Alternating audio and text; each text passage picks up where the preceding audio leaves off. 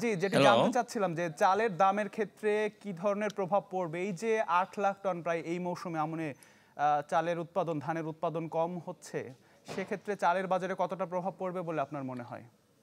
জি, ধন্যবাদ আপনাকে। আসলে যে আমরা জানি যে আমনে ফলন কিছুটা কম হয়েছে। সেই ঘাটতি পূরণের জন্য সরকার ইতিমধ্যে কার্যকর পদক্ষেপ গ্রহণ করেছে। আপনারা জানেন যে সরকার ইতিমধ্যে কিছু চাল আমদানি করার আ সিদ্ধান্ত নিয়েছেন এবং পাশাপাশি আমরা আম সরকার যে এইবার যে চলতি যে বোরো মৌসুম শুরু হয়েছে, সেইখানে আমরা যদি পর্যাপ্ত পরিমাণে আমরা চাষাবাদ করতে পারি, যেই স মে যতটুকু এরিয়া আমাদের দেওয়া আছে, সেই এরিয়াটা যে আমরা যে কাঙ্ক্ষিত মাত্রায় আমাদের যে আধুনিক উদ্ভাবনী নতুন জাতগুলো আছে, সেগুলোর ফলন কিন্তু অনেক বেশি এবং এর পাশাপাশি আমরা যদি হাইব্রিড কিছু এরিয়া বাড়াই, তাহলে আমাদের বোরো মৌসুমে সেই যেই ফলনটা আছে, সেটা অনেকটা আমরা পুষিয়ে নিতে পারবো।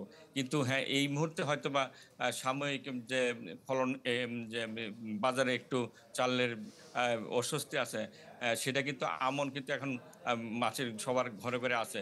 সেটা আম আম যদি আমরা আ মিল পর্যায়ে আমরা নিয়ে আসতে পারি, যদি বাজার মনিটরিং করতে পারি, তাহলে এই যে বাজারে যে কিছুটা অস্বস্তি আছে সেটা হয়তোবা থাকবে না। কিন্তু আ মেস পাশাপাশি যেটা আমাদের যেটা করতে হবে যে আগামী বোরো মৌসুম যে চলতি বোরো মৌসুম যেটা শুরু হয়েছে, সেখানে যাতে আমাদের সর্বোচ্চ মানে প্রচেষ্টা দিয়ে যাতে কাঙ্ক্ষিত ফলন পাই আমরা, সেই ব্যবস্থা আমাদের করতে হবে এবং তার জন্য আমাদের কৃষি সম্প্রসারণ অধিদপ্তর সহ বি মেম মেম আপনার যে বিডিসি সহ বরেন্দ্র বহুমুখী অঞ্চল বা পানি উন্নয়ন বোর্ড সহ যেসব সেচ প্রকল্পগুলো আছে, সেসব সেচ প্রকল্পের মধ্যে আমাদের সচিব পর্যায়ে একটা মিটিং এর মাধ্যমে যাতে সব সঠিক সময়ে সেচগুলা চালু থাকে, সেই ব্যবস্থা নেওয়া হয়েছে এবং যাতে বিদ্যুতের সর্বোচ্চ ব্যবহার করে এবং রাত্রিকালে বিদ্যুৎ ব্যবহার করে আমরা যাতে পুরার কাঙ্ক্ষিত মাত্রার যে এরিয়া আছে,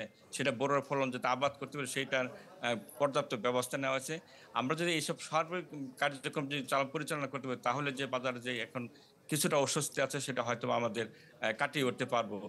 পাশাপাশি আমাদেরকে মনে রাখতে হবে যে আম যে মানে আমনের উম ফলন এই ৮ লক্ষ টন কম হয়েছে। কিন্তু পাশাপাশি যে উত্তর অঞ্চলে আ অনেক ফলন কিন্তু অনেক কিছু, কিছু এলাকাতে অনেক ফলন বেশি হয়েছে। যেটা নাকি আমরা আসলে আম যে পার হেক্টর প্রতি ফলনও কিন্তু বেশি হয়েছে। সেই যে দিকটাও আমাদের বিবেচনায় নিতে হবে। দেখা যাবে যে সেটা আমরা ব্যালেন্স করলে দেখা যাবে খুব বেশি না। কিন্তু আমাদের বাজার মনিটরিং খুব বেশি দরকার, যাতে যে অস্বস্তিটা আছে সেটা আমরা সেটা কাটিয়ে উঠতে কাটিয়ে পারি। উঠতে পারা সম্ভব হবে বলে মনে করছেন। ডক্টর মোহাম্মদ খালিকুজ্জামান, অনেক ধন্যবাদ আমাদের সাথে যুক্ত হবার জন্য।